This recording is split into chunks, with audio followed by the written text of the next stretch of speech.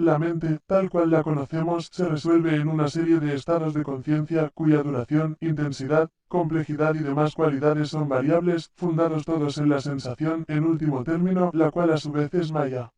La sensación, además, implica necesariamente limitación. El Dios personal del deísmo ortodoxo percibe, piensa y es afectado por la emoción, se arrepiente y experimenta fiera cólera. Pero la noción de semejantes estados mentales lleva claramente consigo el inconcebible postulado de la exterioridad de los estímulos excitantes, por no decir nada de la imposibilidad de. Es la vida una, eterna, invisible, aunque omnipresente, sin principio ni fin, aunque periódica en sus manifestaciones regulares, entre cuyos períodos reina el oscuro misterio del no ser inconsciente, y sin embargo, conciencia absoluta, incomprensible, y sin embargo, la única realidad existente por sí misma, a la verdad, un caos para los sentidos, un cosmos para la razón. Su atributo único y absoluto, que es ello mismo, movimiento eterno e incesante, es llamado esotéricamente el gran aliento, que es el movimiento perpetuo del universo, en el sentido de espacio sin límites y siempre presente. Aquello que permanece inmóvil no puede ser divino. Pero de hecho y en realidad, nada existe en absoluto inmóvil en el alma universal. Casi 5 siglos antes de nuestra era, Leucipo, el preceptor de Demócrito, sostenía que el espacio estaba eternamente lleno de átomos impulsados por movimiento incesante, que daba origen, en el debido transcurso del tiempo y a medida que se agregaban, al movimiento rotatorio por virtud de colisiones mutuas que producían movimientos laterales. Epicuro y Lucrecio enseñaron lo mismo, añadiendo únicamente a la moción lateral de los átomos la idea de la afinidad, que es una enseñanza oculta. Desde el comienzo de lo que constituye la herencia del hombre, desde la aparición primera de los arquitectos del globo en que vive, la deidad no revelada fue reconocida y considerada bajo su único aspecto filosófico, el movimiento universal, la vibración del aliento creador en la naturaleza. El ocultismo sintetiza así la existencia una, la deidad es un fuego misterioso vivo o moviente, y los eternos testigos de esta presencia invisible, son la luz, el calor y la humedad, trinidad esta última que abarca y es causa de todos los fenómenos de la naturaleza. El movimiento intracósmico es eterno e incesante, el movimiento. Atribuir la inmutabilidad a un ser cuyas emociones fluctúan con los sucesos que tienen lugar en los mundos que preside. El concepto de un Dios personal como inmutable e infinito es, por lo tanto, antipsicológico y lo que es peor, antifilosófico. Platón demuestra ser un iniciado cuando dice en Crati 1as que keo es derivado del verbo kein, mover, correr, porque los primeros astrónomos que observaron los movimientos de los cuerpos celestes llamaron a los planetas que hoy dioses. Más tarde la palabra ha producido otra alqueya, el aliento de Dios. Los nominalistas arguyendo con Berkeley que es imposible formarse la idea abstracta del movimiento independientemente del cuerpo que se mueve. Principles of Human Knowledge. Introducción. Párrafo 10. Pueden preguntar, ¿qué es el cuerpo productor de tal movimiento? Es una sustancia. Entonces creéis en un Dios personal, etc. A esto se contestará después, en parte avanzada de este libro. Mientras tanto reclamamos nuestros derechos de concepcionalistas como opuestos a las opiniones materialistas de Rossellini respecto al realismo y al nominalismo. Ha revelado algo la ciencia, dice Edward Clodd, uno de sus más hábiles defensores, que debilite o se oponga a las antiguas palabras en que se encuentra expresada la esencia de todas las religiones. Cósmico, el visible o sea aquel que es objeto de la percepción, es finito y periódico. Como eterna abstracción es lo siempre presente, como manifestación, es finito, así en la dirección venidera como en la opuesta, siendo las dos el alfa y la omega de las reconstrucciones sucesivas. El cosmos, el noúmeno no tiene que ver con las relaciones causales del mundo fenomenal. Solo refiriéndonos al alma intracósmica, al cosmos ideal en el inmutable pensamiento divino, podemos decir, jamás tuvo principio ni jamás tendrá fin.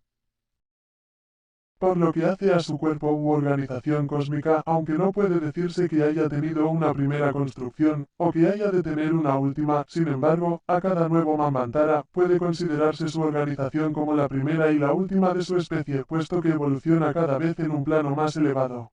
Se declaró hace tan solo unos cuantos años que la doctrina esotérica enseña lo mismo que el budismo y el brahmanismo y aun la cábala, que la esencia una, infinita y desconocida, existe en toda eternidad y que es ya pasiva o ya activa en sucesiones alternadas, armónicas y regulares. En el poético lenguaje de Manu, llámase a estas condiciones los días y las noches de Brahma. Este último está, despierto, o, dormido. Los esvabhavikas, o filósofos de la más antigua escuela del budismo que todavía existe en Nepal, especulan únicamente sobre la condición activa de esta esencia, a la cual ellos llaman Svabhavat, y consideran como una necedad el teorizar acerca del poder abstracto e incognoscible en su condición pasiva. De aquí que sean llamados ateos por los teólogos cristianos y por los sabios modernos, pues ni unos ni otros son capaces de comprender la lógica profunda de su filosofía. Los primeros no consentirán otro Dios más que la personificación de dos poderes secundarios que han dado forma al universo visible y la cual ha venido a ser el Dios antropomórfico de los cristianos, el Jehová masculino, rugiendo entre truenos y rayos. A su vez, la ciencia racionalista considera a budistas y a esvabhavikas como los positivistas de las edades arcaicas. Si consideramos la filosofía de estos últimos solo bajo uno de sus aspectos, pueden tener razón nuestros materialistas en su manera de considerarla. Sostienen los budistas que no hay creador, sino una infinidad de poderes creadores, que colectivamente forman la eterna substancia, cuya esencia es inescrutable, y de aquí que no sea objeto de especulación para ningún filósofo verdadero. Sócrates rehusaba invariablemente discutir acerca del misterio del ser universal, y sin embargo a nadie se le ocurrió acusarle de ateísmo, excepto a aquellos que deseaban su muerte. Al inaugurarse un período de actividad, dice la doctrina secreta, tiene lugar una expansión de esta esencia divina de fuera adentro y de dentro afuera, con arreglo a la ley eterna e inmutable, siendo el último resultado de la larga cadena de fuerzas cósmicas puestas así. Pasadas, presentes o futuras, esto es, conducirse con rectitud, ser compasivo y permanecer humilde ante Dios. Y estamos conformes con tal que entendamos por la palabra Dios, no el crudo antropomorfismo, que es todavía la columna vertebral de nuestra teología corriente, sino el simbólico concepto de aquello que es vida y movimiento del universo, conocer lo cual, en el orden físico, es conocer el tiempo pasado, presente y futuro, en la existencia de las sucesiones de fenómenos, y conocer lo cual, en el orden moral, es conocer lo que ha sido, es y será, dentro de la humana conciencia, en movimiento progresivo, el universo fenomenal y visible. Del mismo modo, cuando sobreviene la condición pasiva, tiene lugar una contracción de la esencia divina, y la obra previa de la creación es gradual y progresivamente deshecha. El universo visible se desintegra, sus materiales se dispersan, y solitarias, tinieblas, es lo único que incuba una vez más sobre la faz del abismo. Empleando una metáfora de los libros secretos que explicará la idea de un modo más claro, una aspiración de la esencia desconocida produce el mundo, y una inhalación es causa de que desaparezca. Este proceso ha tenido lugar de toda eternidad, y nuestro universo presente es solamente uno de la serie infinita que no ha tenido principio ni tendrá fin. Este párrafo será explicado hasta donde sea posible en la obra presente. Y si bien tal como se haya escrito nada contiene de nuevo para el orientalista, su interpretación esotérica puede contener, sin embargo, muchas cosas que hasta la fecha han permanecido por completo desconocidas para los eruditos occidentales.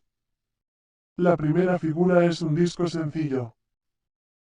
La segunda representa en el símbolo arcaico un disco con un punto en el centro, la diferenciación primera en las manifestaciones periódicas de la naturaleza eterna, sin sexo e infinita, aditi en aquello, el espacio potencial en el espacio abstracto. En su tercera etapa, el punto se transforma en un diámetro. Entonces simboliza una madre naturaleza inmaculada y divina en el infinito absoluto que lo abarca todo. Cuando el diámetro horizontal se cruza por uno vertical, el símbolo se convierte en la cruz mundana. La humanidad ha alcanzado su tercera raza raíz, este es el signo que representa el origen de la vida humana. Cuando desaparece la circunferencia y queda únicamente la más, este signo simboliza que la caída del hombre en la materia se ha realizado ya y que comienza la cuarta raza. La cruz dentro de un círculo simboliza el panteísmo puro, la cruz no inscripta viene a ser fálica. Tenía los mismos y además otros significados que la tau inscripta en un círculo o que el martillo de Thor, llamado cruz jaina o simplemente esvástica dentro de un círculo. Por medio del tercer símbolo el círculo dividido en dos por un diámetro horizontal se daba a entender la primera manifestación de la naturaleza creadora todavía pasiva por ser femenina. La primera percepción vaga que el hombre tiene de la procreación es femenina, porque el hombre conoce a su madre más que a su padre.